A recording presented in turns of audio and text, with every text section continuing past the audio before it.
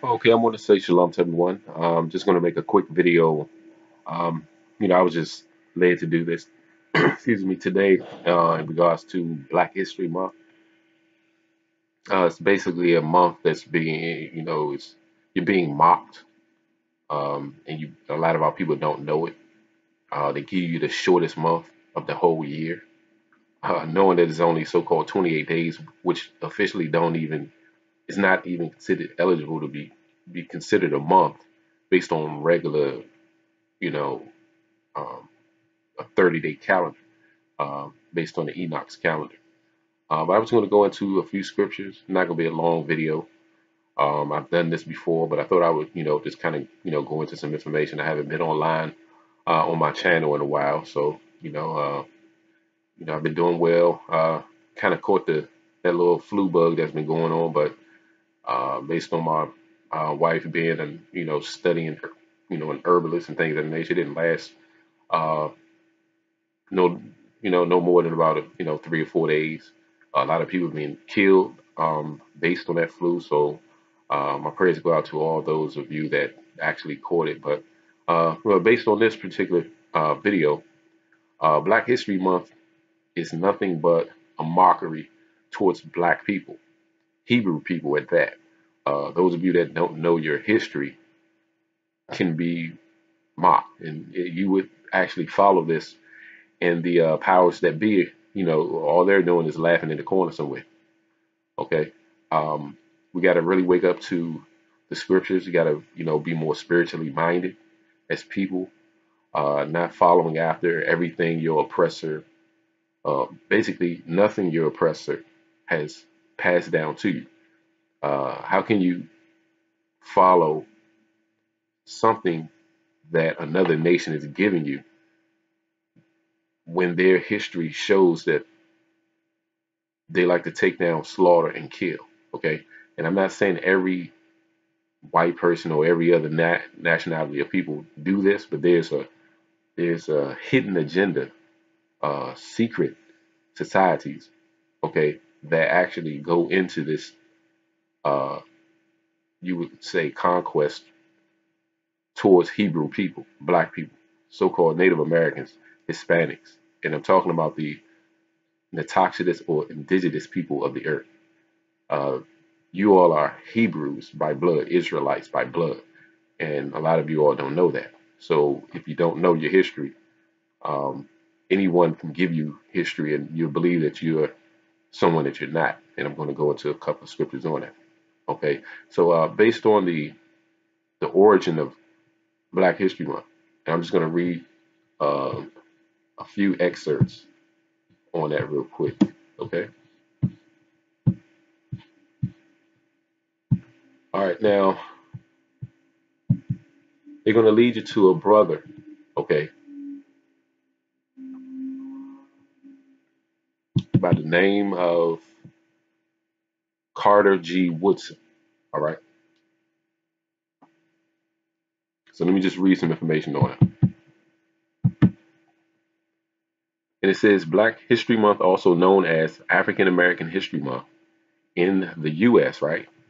United States, right? In the U.S., it's in blue, is an annual observance in Canada, the United Kingdom, the United States, and then it says, in parentheses, since 2016, the Netherlands, where it is known as Black Achievement Month.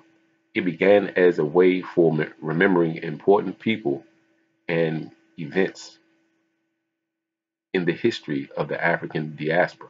And you notice it said important people. You're going to find out one of the people I'm about to read has nothing to do with you. Okay. Now, of course, you got this brother here as what you would call uh, uh, almost like an idol. They have to put up a Black person, but not give you the original reason why they're putting them up there. All right. Event in the history of the African diaspora. It is celebrated annually in the United States and Canada in February, as well as in the United Kingdom and the Netherlands in October. These are still kind of cool, chilly months, right? Usually, Black people like to go out, cook out, chill in the sun. You know what I mean? What is the purpose of these people putting it up here up in October and February and all? Who want to be outside in October? Europeans. Okay, that's who. Now, and I'm gonna tell you the reason why. Let me just read some more. Now it says in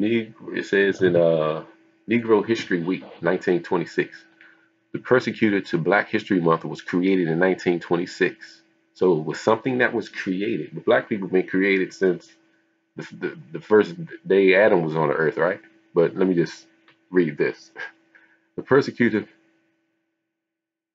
the precursor, to Black History Month was created in 1926 in the United States when historian Carter G. Woodson and the Association for the Study of Negro Life and History announced the second week of February to be Negro History Week. Now, it was a week, right? Just read it so you can understand, let it soak in what he's saying. When historian Carter G. Woodson and the Association of the Study of Negro Life and History announced the second week of February to be Negro History Week. This week was chosen because it coincided with the birthday of Abraham Lincoln. Huh? What? Abraham Lincoln? What does Abraham Lincoln got to do with Black history or Black people? He was a slave owner. Okay, do your research. On February 12th, and of Frederick Douglass on February 14th, which Frederick Douglass eventually started dealing with European women, but that's not the lesson. And a lot of us need to understand that we do that these days, and it's kind of okay. But on February 14th, both of which dates black communities had celebrated together since the late 19th century. Now, I just wanted to read that excerpt, okay? So you'll understand that it's not really acknowledging you, black people, at all.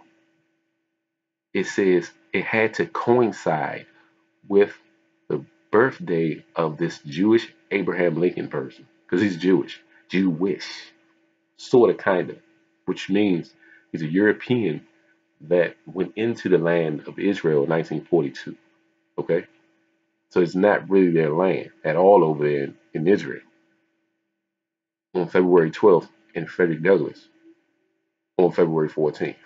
Okay, which is another day that people deal with the acknowledgement of Cupid, aka Nimrod, because they all link into the same Babylonian customs, which is incest.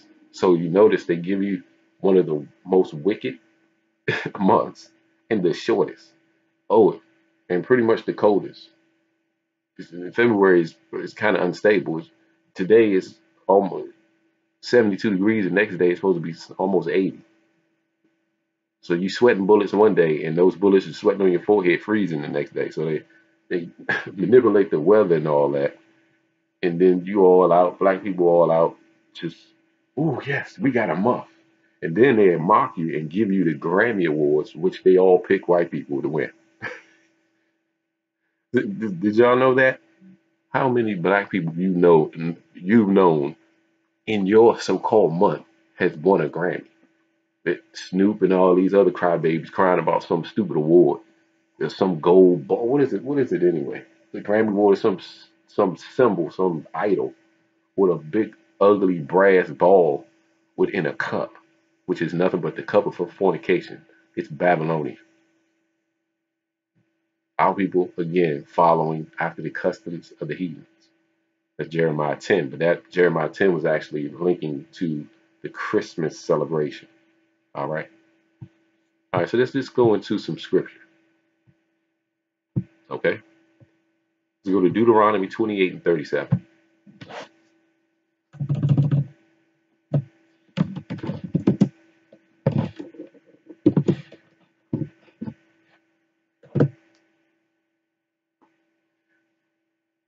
Deuteronomy 28 and 37. And thou shalt become an astonishment, a proverb, and a byword among all nations, whither the Most High shall lead thee.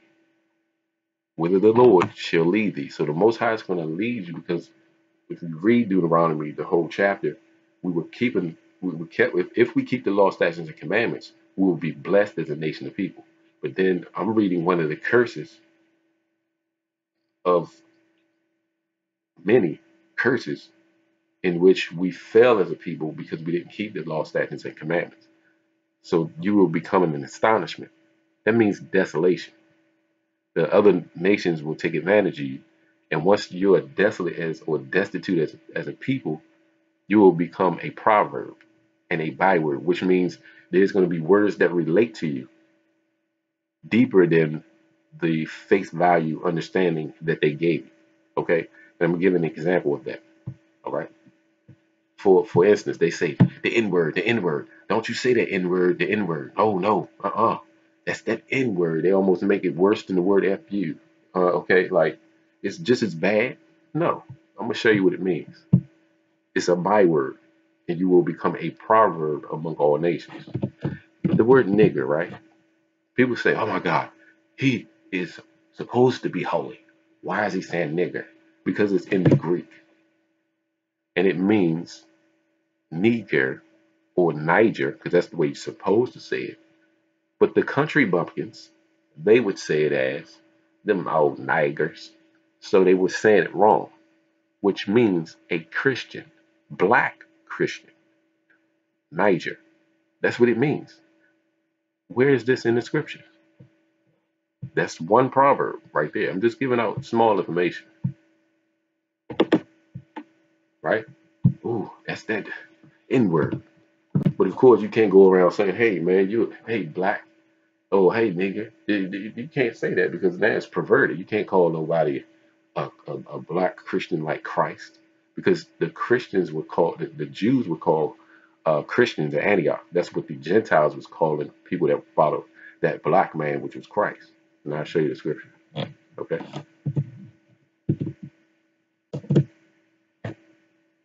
Let's go to Acts chapter 13, verse 1.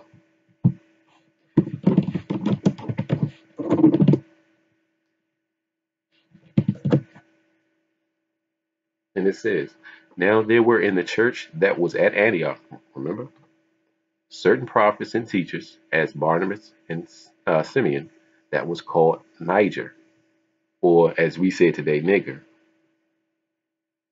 and Lucius of Cyrene, and Manaen, which had been brought up with Herod the Tetrarch and Saul. So it said very clear, and Simon that was called Niger. These were disciples, excuse me. So if these disciples was called Niger, and then when you read where it says that the Christians at the Jews at Antioch were called Christian, let me get that real quick so you have it.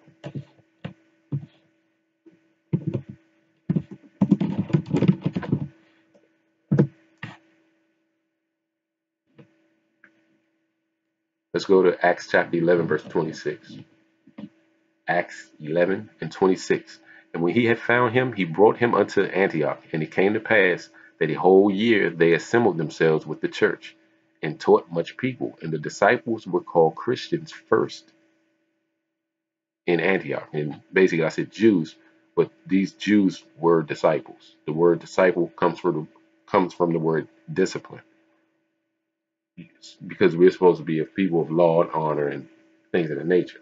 So you have the word Christian there first in Antioch, because Antiochus and Epiphanes and his people and those Greeks and those Romans would actually call us uh, Christians based on Christ. That's what it means. Some people take the word Christian. You can't even call yourself a Christian anymore because now that's perverted under the Nicene Creed. 324 AD, the Nicene Creed under Constantine overthrew the doctrine of Christ. Okay, so now you have this perversion. You talk to your people that understand that we understand our history, and they would say, "Man, what you calling yourself a Christian for?"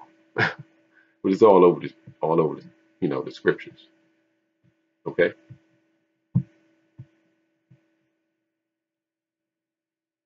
All right, so let's go to a precept in Second Chronicles chapter 7, verse 20.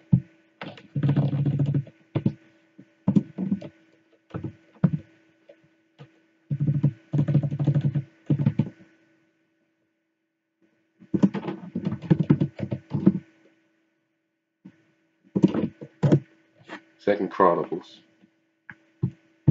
Hold on for a minute.